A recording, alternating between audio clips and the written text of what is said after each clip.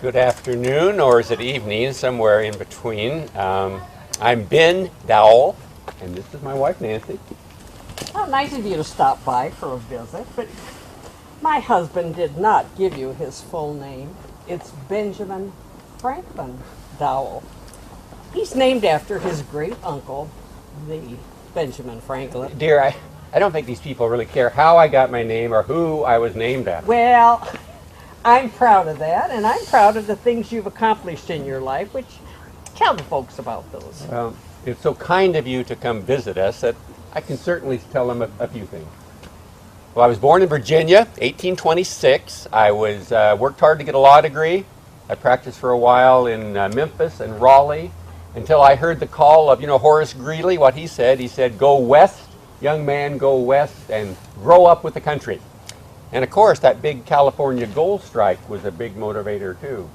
Yes, but your gold wasn't only in the ground, dear. Well, that's true. I went out west, started in Sacramento, worked my way up north, and then I started gold mining in the Willamette Valley.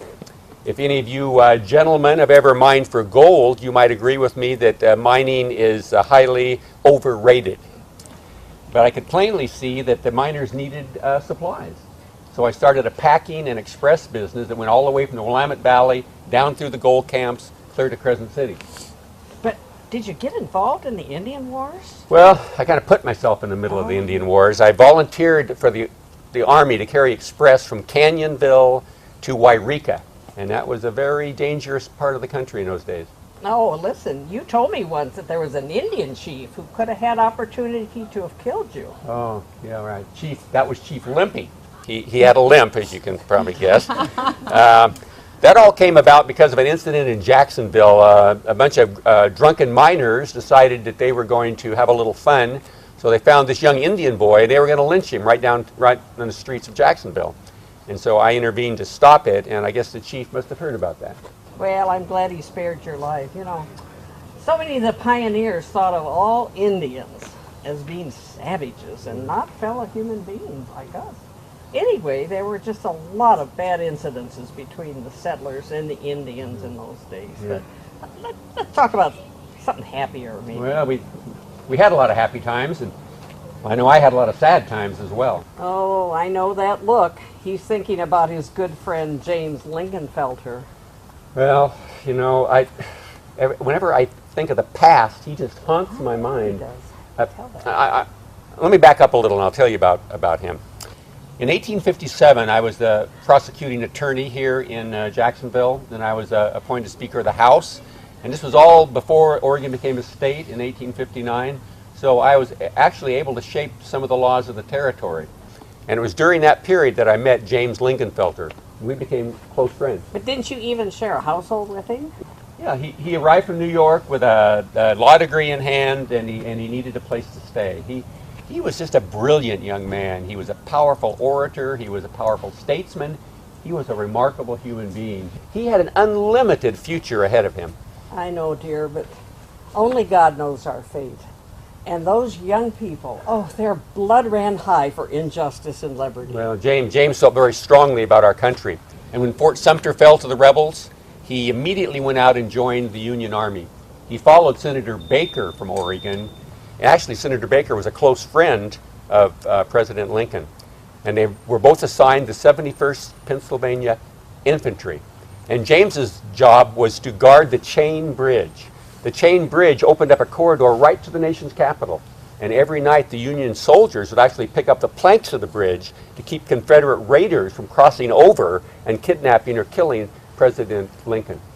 And it was there in that spot that in September the 21st, 1861, that a Confederate sniper shot James in the head.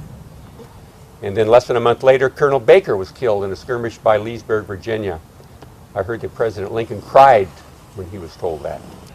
Damn war, it's such a hideous waste. I don't want to talk about it anymore. I know, it doesn't bring him back, but I think these people should know that James Lingenfelter was the first Oregonian to be killed in the Civil War and the only Jacksonville citizen. I wish I could have met him. You would have liked him, Nancy. Well, we started out this talk by you asking about my accomplishments. Well, I think one of my highest accomplishments was when having a good sense to ask for your hand in marriage. Oh, Why don't you tell the folks here a little about our family? we met and married in 1862, and we're blessed with 3 remarkable children. We had another Benjamin Franklin, and then 2 daughters, Fanny and Anna. And we had a gorgeous 2-story brick house with a white picket fence that still remains in Jacksonville today. It's on 5th Street, and it's right across from the market. And the name B.F. Dowell is still engraved on that low front step. It's a marble step, too. Yeah, that's a charming home. It was. Many good memories there. Well, in 1885, we moved to Portland, and a few short years later, I passed on. I know, but not before you knew how our children turned out. Our daughter Fanny went to law school, became one of the first women in Oregon to practice law, and she was even in practice with you, B.F. Dowell and daughter. And And then our daughter Anna married and moved to Eugene, and then Benjamin. Well, we called him Biddy.